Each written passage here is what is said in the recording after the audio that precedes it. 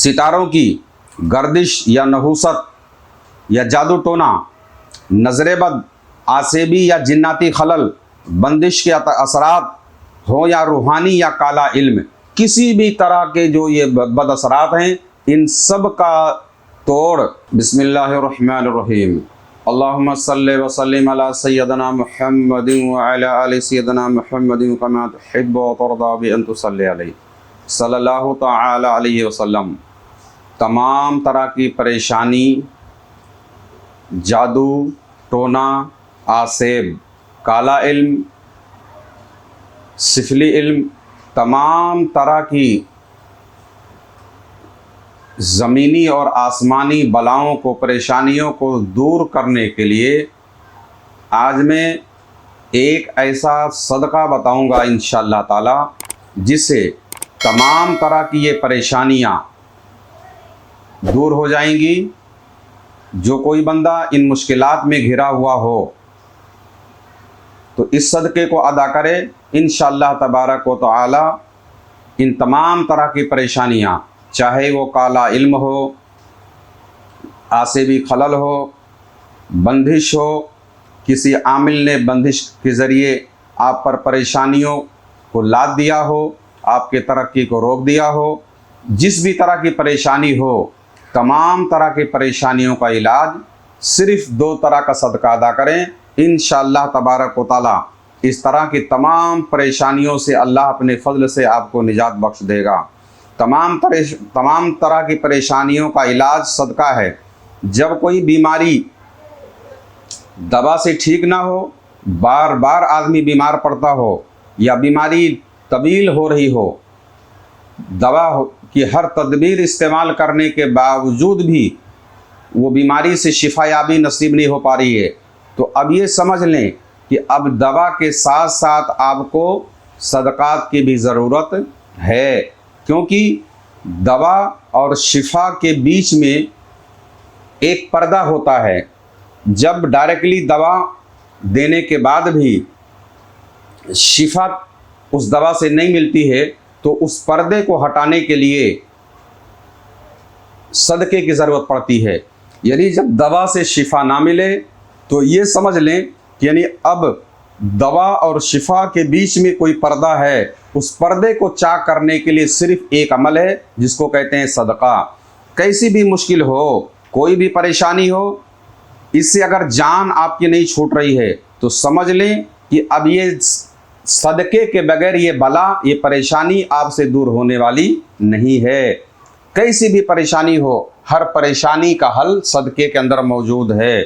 परेशानी, बीमारी, रुकावट आने के बाद समझ लें कि हम ज़ाहिरी तदबीरें तो बहुत सारी करते हैं, खूब तवज्जो उसके तरफ करते हैं। जैसे कोई आदमी कोई बीमार हो तो दवा की तरफ मुकम्मल फोकस करता है कि अब मुझे बहुत ज़्यादा दवाइयाँ करना चाहिए, अच्छे से डॉक्टर के पास जाना चाहिए।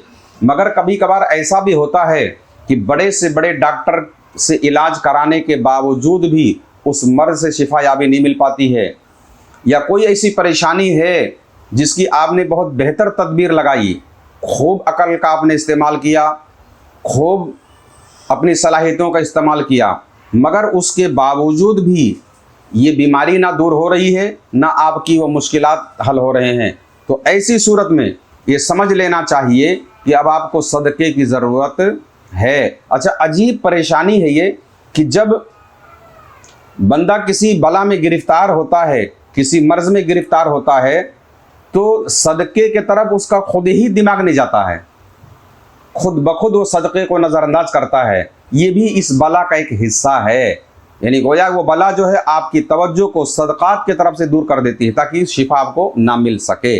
जो बला उस बीमारी की शक्ल में या उस परेशानी की शक्ल में आप पर मुसल्लत है, वो आपके तवज्जो को, आपके ध्यान को, आपके फोकस को उस बीमारी सदक़े की तरफ से हटा देगी।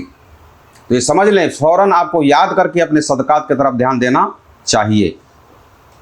सितारों की गर्दिश या नहूसत या जादू टोना, नजरेबद, आसेबी या जिन्नाती खलल, बंदिश के असरात हो या रूहानी या काला इल्म, किसी भी तरह के जो ये बद असरात हैं, इन सब का तोड़ इन सब के ज़ोर और जहर को ख़त्म करने के लिए अल्लाह तबारक व तआला ने सदक़े के अंदर असर रखा हुआ है।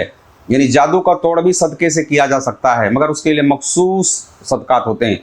आज जो मैं सदका आपको बताने वाला हूँ, इंशाअल्लाह तबारक व तआला इस तरह की तमाम तरह की परेशानियों का हल उसके अंदर मौजूद है। सदका किसी भी मुश्किल या बला को, सदका किसी भी बला या मुश्किल या परेशानी के ज़ोर को कम कर देता है। जो परेशानी की शिद्दत है, उसका जो ताकत है, उसको सदका जो है उसके ज़ोर को तोड़ देता है। तमाम तरह की परेशानियों की तोड़ के लिए सदका ही सबसे मुजर्रब अमल है। जैसा कि फरमाने मौला अली मुश्किल कुशा रज़ियल्लाहु ताला अन्हु है। मौला फरमाते हैं, शेर खुदा ताजदार विलायत फरमाते हैं कि जब मुश्किल में घिर जाओ, जब तुम मुश्किलात में घिर जाओ तो सदक़े के ज़रिए अल्लाह से तिजारत करो। बात समझ में? कि जब तुम मुश्किलात में घिर जाओ, परेशानियों में बिल्कुल डूब जाओ, तो सदक़े के ज़रिए अल्लाह तबारक व तआला से तिजारत करो। इसका मतलब ये है कि यानी सदका दो और इस बला को हटाओ। सबसे पहले अब समझना ये है कि इस तरह तमाम तरह की परेशानियां जो हम पर आई हुई हैं, इनको हटाने का क्या कुछ ख़ास किस्म का सदका होता है? तो आम आदमी तो यही समझता है कि हम रोड पे जा रहे थे, भिखारी ने कहा अल्लाह के नाम पे दे दे, उसने 2 रुपया दे दिया, सदका हो गया। ठीक, अभी सदका है एक किस्म का, लेकिन कुछ मखसूस सदकात हैं, ख़ास तरह के सदक़े हैं। उसको इंशाअल्लाह तबारक व तआला वही हमें आपको बताना है कि उसमें ख़ास सदकात क्या हैं। तो सबसे पहले आदमी को अपना सदका निकालना चाहिए। सिफली इल्म, काला इल्म, बंदिश के ख़िलाफ़ सबसे बेहतरीन जो सदकात हैं, इस तरह के तमाम तरह के जो सिफलियाती अमलियात हैं, उसकी तोड़ के लिए, उसके ज़ोर को ख़त्म करने के लिए सबसे बेहतर जो सदका माना जाता है वो मरीख और ज़ुहल का। किसका? मरीख और ज़ुहल का।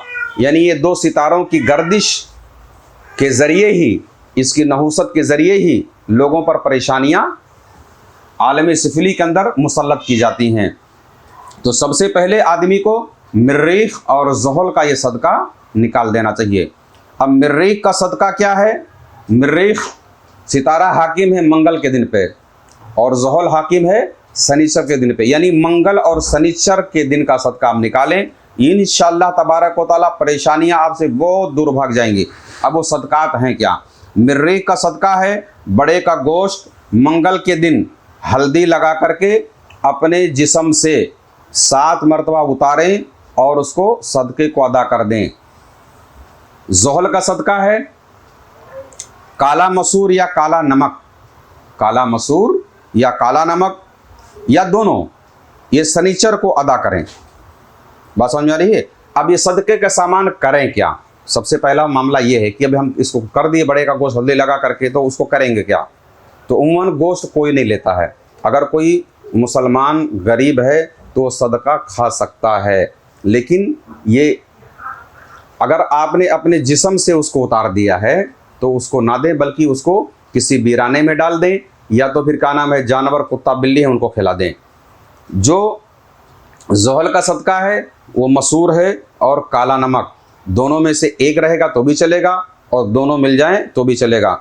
इसको जो है शनिचर को अदा करें, इंशाअल्लाह तबारक व तआला तमाम तरह की आप पर काला जादू, सफ़ेद जादू, किसी भी तरह की बंदिश, रुकावट, तमाम तरह की बीमारियां, जो भी मुश्किलात हैं, आप ज़ुहल और मरीख ये 2 दिन का सदका अदा करें। इंशाअल्लाह तबारक व तआला अल्लाह की ज़ात से उम्मीद है कि ये तमाम परेशानियां एक के बाद दिगरे आपसे ऐसे ही छट जाएंगी, जैसे ही क्या नाम है, सूरज की रोशनी, सूरज के तुलू होने के बाद अंधेरा कैसे छटना शुरू हो जाता है, जैसे जैसे आप सदकात देंगे ऐसे ही आपके ऊपर से काले इल्म, बलाएं, बीमारियां इस सदकात की रोशनी में छटना और ख़त्म होना शुरू हो जाएंगी। यानी जैसे जैसे सदकात का टाइम बढ़ता जाएगा वैसे वैसे परेशानियां आपका पीछा छोड़ती चली जाएंगी। हाँ, इसमें एक धोखा ये होता है कि आदमी 2 दिन किया 3 दिन किया ऊब जाता है ना, 2 दिन किया 3 दिन किया ऊब जाता है। अब वो सोचता कि यार 2 दिन तो सदका किया, अब 2 दिन का सदका किया और 20 साल का कारोबार ख़त्म है, तो जो कारोबार का सेटअप आबाद करने में आपको 5 साल दरकार है, तो 2 दिन में कैसे हो जाएगा, है ना। तो ये कोई बहुत बड़ा मुश्किल सदका भी नहीं है, इसको आप अदा करते रहें। बीमारी में तो आप क्या नाम है 4-4 साल लगा दिए हैं दवा डॉक्टरों के पीछे घूम घूम के, मुँह से तो आप नहीं उबे, एक के बाद दूसरी तदबीर, दूसरे के बाद तीसरी तदबीर, लेकिन सदक़े में आदमी ऊब इसलिए जाता है क्योंकि उसको शिफा मुक़द्दर में उसके नहीं होती है, कोई परेशानी है ना में घिरा हुआ है, दूसरी तदबीर लगाने से नहीं उठता है, बाकी सदका करने से उठ जाता है। तो याद रखें, आप सदक़े को बिल्कुल नज़रअंदाज ना करें, इंशाअल्लाह तमाम तरह की परेशानियाँ आपकी दूर होंगी। अल्लाह ताला की बारगाह में दुआ है मौला करीम तमाम तरह की आफ़ातें ज़मीनी व आसमानी आफ़ात व बलैया से हम सब की हिफाजत फरमाए, और तमाम तरह के सितारों के नहुसतों से, तमाम तरह के काले इल्म के बदअसरात से तमाम नाजरीन को, तमाम आलम इस्लाम को महफूज फरमाए। आमीन सुम्मा आमीन बिरहमतिका या अरहमर राहिमीन।